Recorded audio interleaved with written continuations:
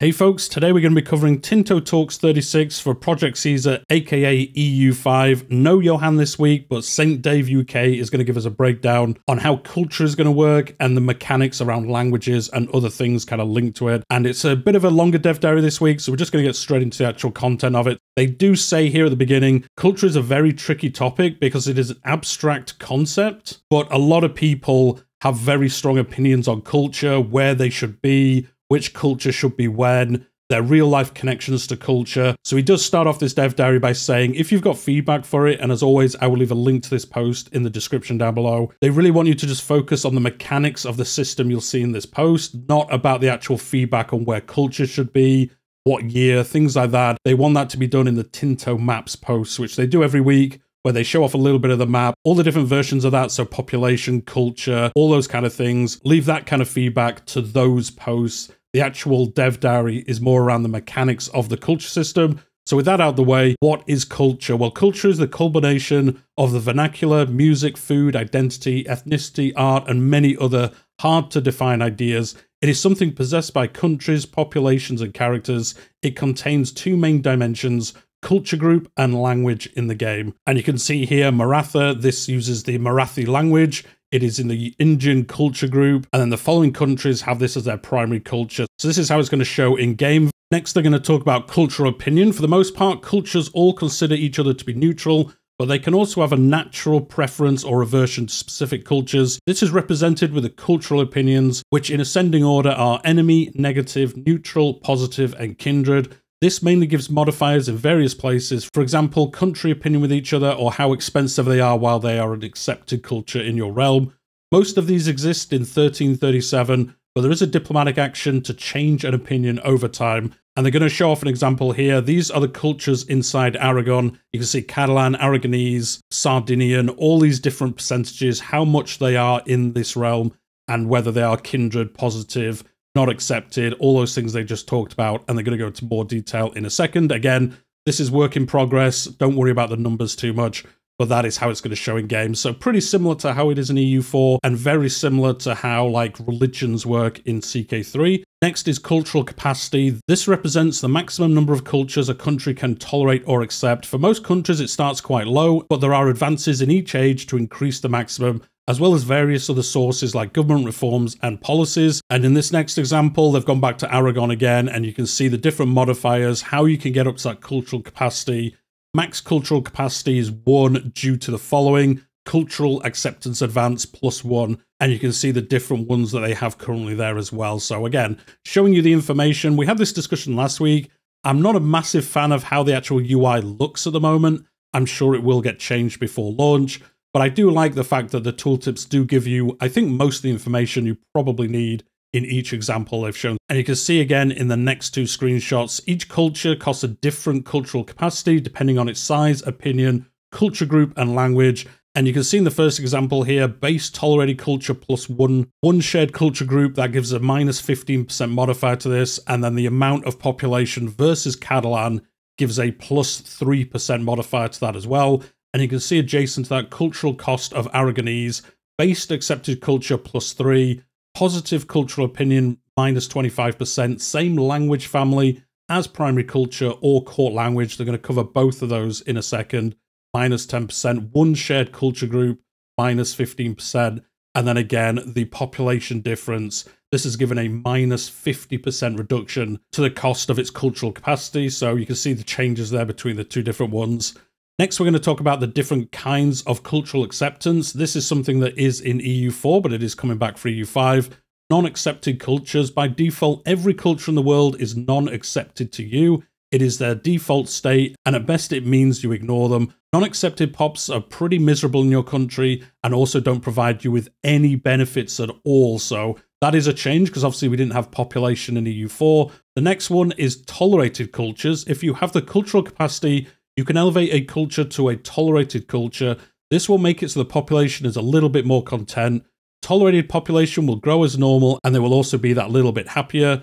And then the next one, the kind of one below your primary culture, is accepted cultures. You can elevate a culture further into being accepted, at which point they gain special rights. Even though an accepted culture costs 3 times more capacity than tolerated, it is usually much more desirable as they give you more levies and sailors. Accepted cultures also count towards whether you can core a province or whether a colonial charter will flip to your ownership, which they did cover in the colonization dev diaries, that your colony will only grow or only finally flip to you when your primary culture is like the ascended one that hits the requirements. But with accepted cultures, it looks like that's added onto your primary culture. So it is a way to get things quicker maybe, or just have different options for your colonization. Countries whose primary culture is one of your accepted cultures will also see you more favorably. I think that makes sense. However, accepted population cannot be slaves, and you cannot accept a culture with the enemy culture opinion. Both of those I think make sense to me. And then obviously you have your primary culture. This is the very top of the pyramid. This is your primary culture,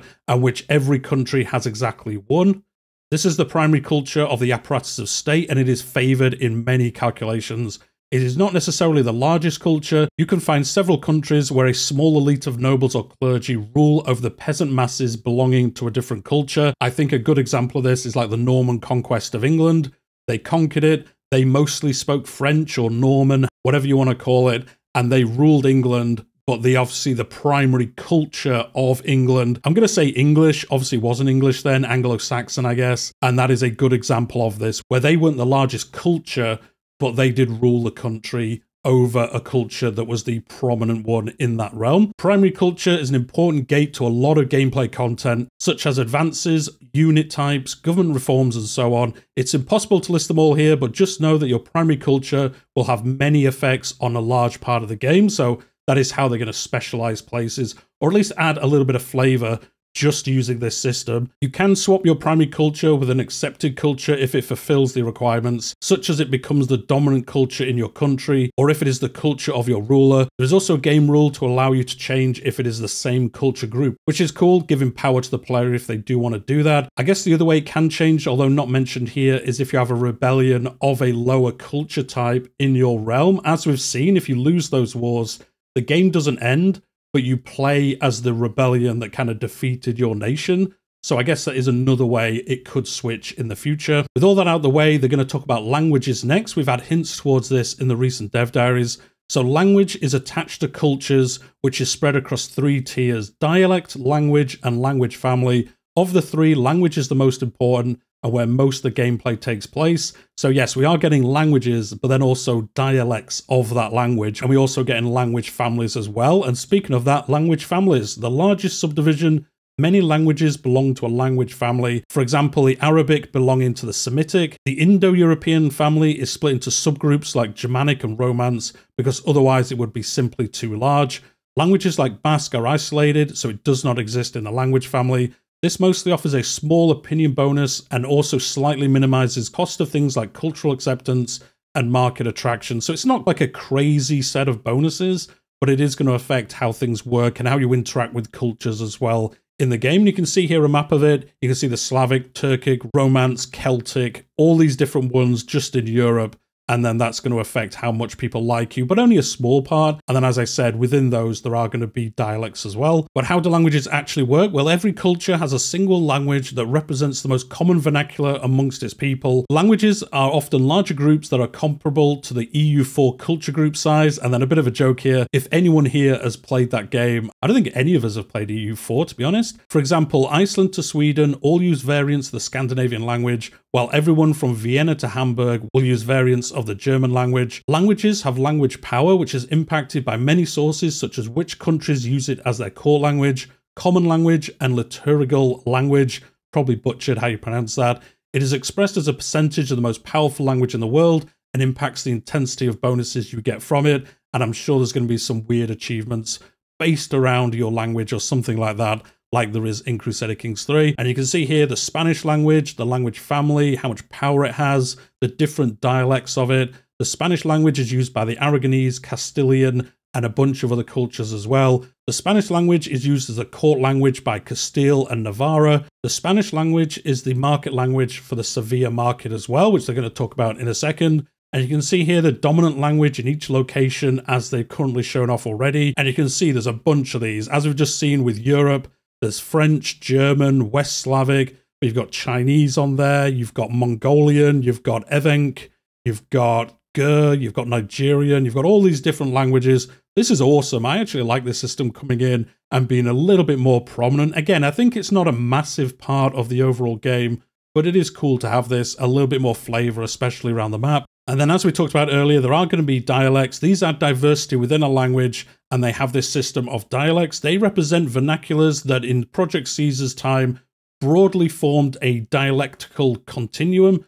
Again, probably butchered how you pronounce that, and are an effective way to differentiate them without splitting them into full languages, which I think is a good way to go around it. As they say here, I think they don't want the language kind of view to be so small, all these like tiny languages all over the map. I think it is good to have that kind of like rough breakdown. So you've got the language groups, then the main language, and then within that, if you really want to go down into it, you have the dialects for different places as well. I think that is a good way to kind of make this system approachable, but have that depth to it if you are looking into it. Dialects are purely for flavor and have no gameplay effect at all. Two dialects are considered identical for most purposes, such as opinion bonuses, and they share stats like language power. For example, both Leonese and Castilian are considered the same Spanish language, and so share the same language power, but may have different character names, location names, and potentially other light flavor as well. And you can see here another map of the dialects in Europe. You can see there's Lower German, High German, Cisalpine, Italian, Leonese, Portuguese, English, Irish, all these different dialects on top of the system that they already have in place. And next they've given us a little chart of the structure of the Germanic language groups and its languages and dialects. And you can see here English, Scots, Hiberno-English, English, under Scandinavian, the Swedish, Danish, Norwegian, all the little breakdowns of that main language. And then they're all under the language family, which is like the top version of it. So with that breakdown of how the languages kind of show on the map, what do they actually do in the game? There are several ways countries can interact with languages. First one is common language. The common language of a country is simply the language that is used by the primary culture. It can't be chosen or changed without affecting the primary culture. The next thing is liturgical languages. Again, probably butchering that. I do apologize. Every country has this form of language. This represents the language that the clergy use for their rituals and scriptures, and by extension, what scholars use for their academic works. Some religions allow a country to choose which version of this language they like. For example, Eastern Orthodox countries variously use languages such as Greek or Church Slavonic, whereas Catholic and Islamic countries are forced to use either Latin or Arabic, respectively. In general, you will want to adopt a liturgical language that has high language power as it affects your research speed. Obviously, in this time period, the clergy, the church, they were probably the most powerful people that could generally read and write to a good level. And as we've seen with earlier dev diaries around progressing your realm and things like that, anything that affects research speed, you obviously want that to be as high as possible. So yeah, I guess you want to match one that is going to be the best one for you, which I guess, again, it kind of makes sense. The next thing languages can affect is the market. Markets also have a market language representing the language used between merchants, which is based on the dominant language of the burghers in the market capital. The higher the market power, the higher its contribution to the language power.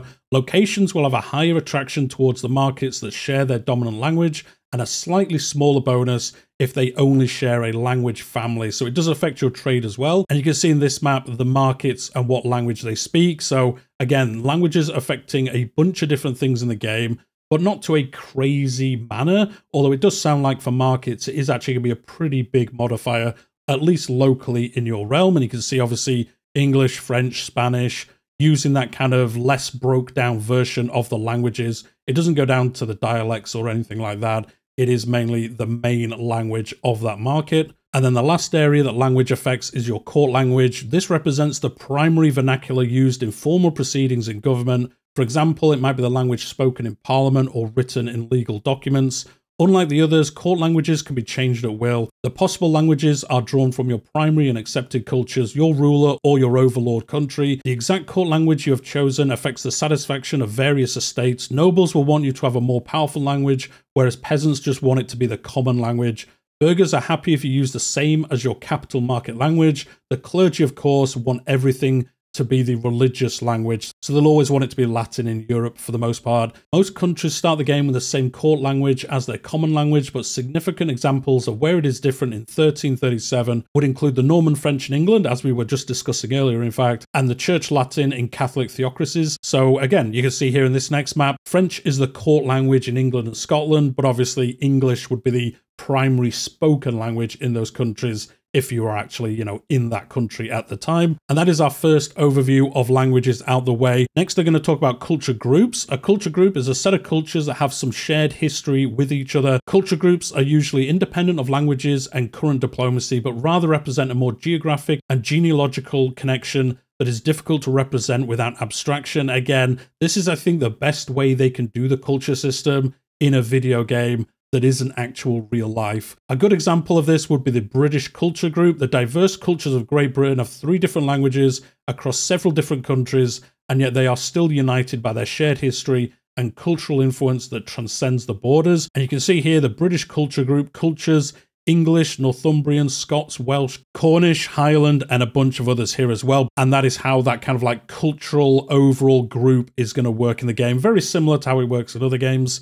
In gameplay terms, cultural groups give a small opinion bonus and make cultural acceptance a lot cheaper, but also various places of content are gated behind cultural groups instead of culture. For example, your primary culture needs to be of the British culture group to form the Great Britain tag. The game rules can be set to prevent you from changing your primary culture to one in a different group, so you can edit how this works in the game through the game rules. One change they have made from EU4 is that cultures can belong to multiple different culture groups, or if they are isolated enough, none at all. So they could just be their own separate one. And you can see that in this example. Uses the Gaelic language, Scottish dialect, culture group, Celtic, Scots, British, and Scandinavian. The following countries have this as their primary culture: the Lordship of the Isles and the Lordship of Man. And with that, guys, that is the end of the dev diary for this week. As I said, a little bit longer. It is a very interesting subject, so they're giving us a little bit more information and a lot of maps for us to look at, which is always fantastic to see. Let me know what you think in the comments down below. Like I said at the beginning, if you have feedback on this system, they really want it to be focused on how it will mechanically play in the game, not around like which bit of culture should be where.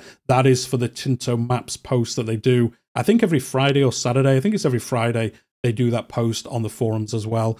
But yeah, let me know what you think about it. I think this is a good kind of evolution in this system from EU4, and it brings in some things that I think have worked well in CK3. We'll see how they actually play out and how much of these modifiers actually affect you. As we've read through this, I think it really is that main like culture group, language family, like the top tier of them, that's going to be the big impact. And then as you go down it, as they've already said, the one tier down from that is separate and gives you different levels of bonuses. And then they have the dialects, which don't really give you any bonuses at all, but it gives you that additional flavor, which again is a cool system they've already got in the game at launch. But as I said, that is the end of it for this week. Do hit like if you've enjoyed it. Subscribe if you're new here. I'm covering the game up to official announcement, launch and beyond. And I cover Crusader Kings 3 in a very similar manner. They do mention at the end of here that Johan's going to be back next week. They do mention here that Johan's going to be back talking about some deeper aspects of culture next week and some brand new systems coming as part of this, such as works of art. And they did kind of show off last week, we are getting artists in the game, so I guess they can make works of art and then they can affect things as well. But as I said, that's the end of this video. I'll see you in the next one.